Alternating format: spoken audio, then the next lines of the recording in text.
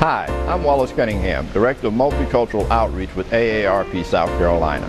I am here to let you know that AARP is about promoting positive social change, the kind of social change that benefits everyone, especially those persons 50 plus and their families. AARP wants everyone to have a high quality of life. For more information, give us a call at 803-765-7376 or visit our website at aarp.org. Here's a myth. Having an insurance agent costs you more money. The truth? An Allstate agent can save you a bundle by helping you get all of the discounts you deserve. Discounts for safe driving, anti-lock brakes, owning a new car, paying electronically, having more than one policy, and more. All told, the Good Hands offer more than 30 different car and home insurance discounts. Give Eric Rutherford a call at the Rutherford Agency today.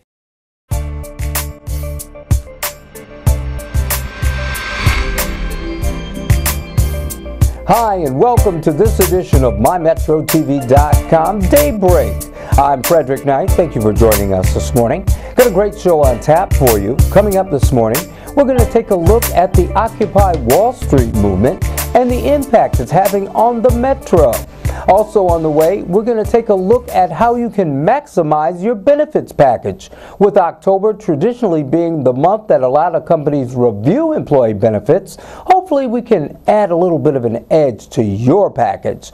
Also coming up, my conversation with Wallace Cunningham of AARP.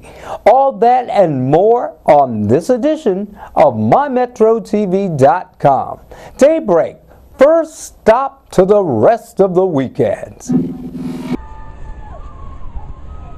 Occupy Wall Street is an ongoing series of demonstrations that began in New York City, based in Zuccotti Park in the Wall Street Financial District. Demonstrations have been held in 70 cities and over 600 communities in the U.S., including an estimated 100,000 people who joined the movement this past Saturday. The participant slogan, "We are the 99%, refers to the difference in wealth between the top 1% and other citizens of the United States. MyMetroTV.com spoke with demonstrators who have joined the movement here in Columbia. So, tell me, why was it important to come out today? Why is it important to come out today? Well, I think as a whole, our system has been corrupted, and I'm here in support of making change. My main goal out of all of this is to take the money out of politics. Do you guys feel that an event like this, do you feel it's catching Congress and administration's attention? I think it's hard to ignore a large amount of people gathered on the steps of the State House and having an occupation where we stay for an extended period of time. That's pretty hard to ignore. Now, South Carolina has a new Governor Haley. What type of reaction, or do you think this has any impact on some of her decisions? Do I think this will have an impact on her decisions? I would like to think so. I think it's more so about changing the minds of the people, and that's why it's called the 99%, to have the people come together as a group and make change happen. Has anybody else got anything they want to add? I think it's quite frustrating. I doubt that this will have any impact on the decisions that Nikki Haley makes, just because I feel like I think this also happens with Obama, when so much of politics is tied up with fundraising now, and not like it's mostly what's gonna get a politician elected, and not so much what's gonna be in the best interest of people. So I mean, you see this with Obama's campaign. Like, he promised so much change, but ultimately the money that was being put into his campaign was from people whose interests he's now representing with the political decisions that he's making. And I think it's the same thing with Nikki Haley. Like, the people who funded her campaign are now sitting on her board.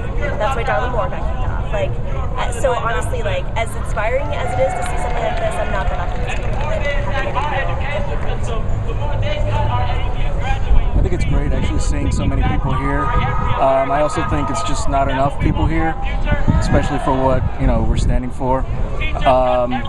freedom of speech is just a phrase to most people. You know, they don't really care about their freedom of speech at all, unless they're actually being impeded in some way. You know, whatever happens to your neighbor, no one really cares, unless it actually happens to them. I think this is a great step forward. It's probably not enough, but it's something at least. You know, it's something that we're actually doing it now, because we do it later, it's just going to be too late. You know?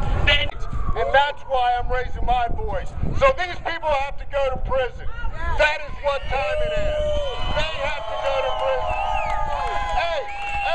And any political candidate who cannot stand behind full prosecution for crimes against the American people will never get my vote. Thank you, 99. Thank you, 99. In the Fed. In the Fed.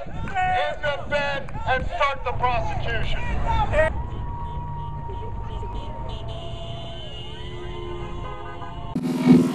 In tough economic times, consumers are faced with juggling immediate priorities and expenses while often letting decisions that affect their long-term health and financial security fall by the wayside. October marks the start of open enrollment for many American workers.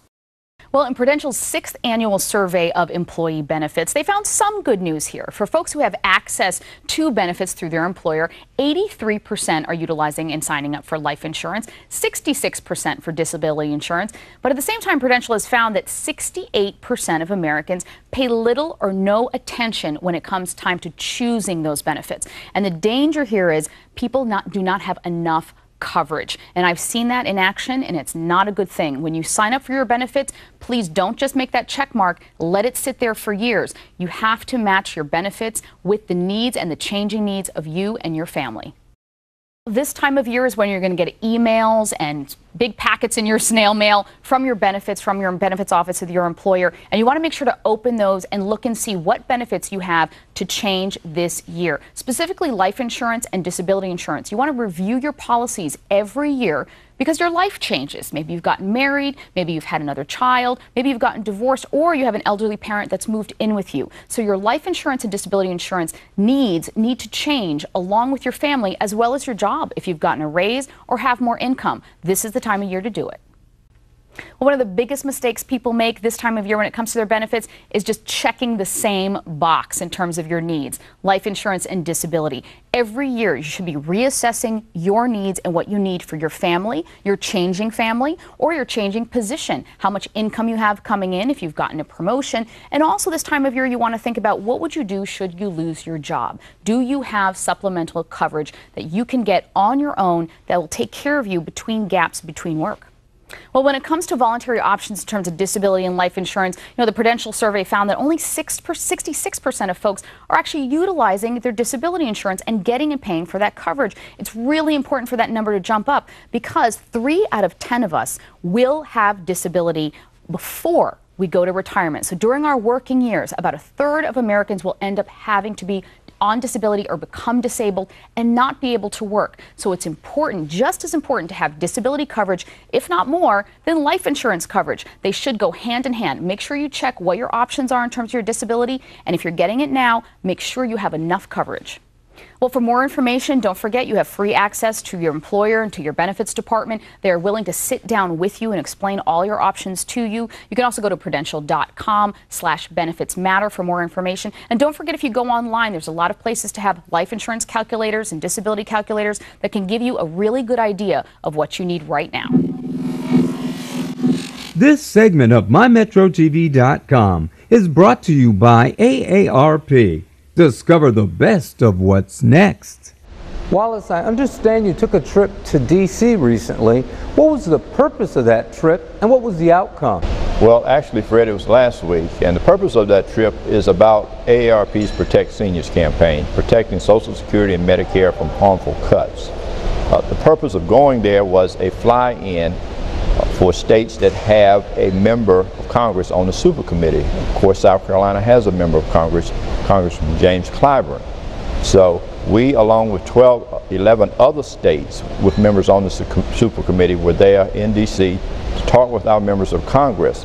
But not only the 12 other states, other folks from around the country, volunteers and staff, descended upon Capitol Hill to talk with staff and and members of Congress about protecting Social Security and Medicare from harmful cuts.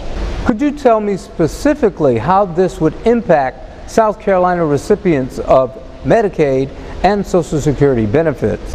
Well, absolutely, Fred. Here in South Carolina, there's approximately 1 million persons that receive Social Security each month. The amount of that Social Security collectively for those 1 million people is approximately $1 billion. And I would venture to say that at the end of the month, there's probably not any of that money left, because those people need that money to pay their bills.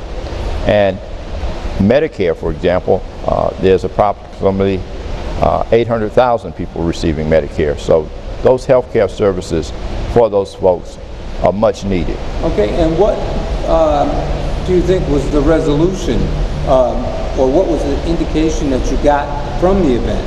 Well, we were received very well by all of the members of Congress in the South Carolina delegation. We were able to talk with some of the legislative aides that were available, and certainly they heard what we were saying, and of course they cannot comment on what is happening in the super committee because they don't know themselves. But they certainly received us very well, took our information, and we're hopeful that the super committee will not make any recommendations to cut either Social Security or Medicare when they make their recommendations to the full Congress, which is supposed to be made by November the 23rd. Okay, and Wallace, tell me, with that being one of the hot button issues, do you think that Congress will maintain their hands-off status going forward? Well, we're very hopeful that they will, Fred, because this program, Social Security and Medicare, affect about 50 million people across the country. The average benefit for a Social Security recipient is between $1,100 and $1,200. And of course, as you know, with the cost of living nowadays, that is not a lot of money. Those folks have worked hard over a lifetime investing in Social Security, so it should be there for them now and for future generations. So we're very, very hopeful that there will not be a recommendation from the super committee to Congress to cut either program, but we don't know. So that's why we're mobilizing our efforts here in South Carolina and around the country, letting folks know they need to call Congress and tell them, do not cut Social Security or Medicare.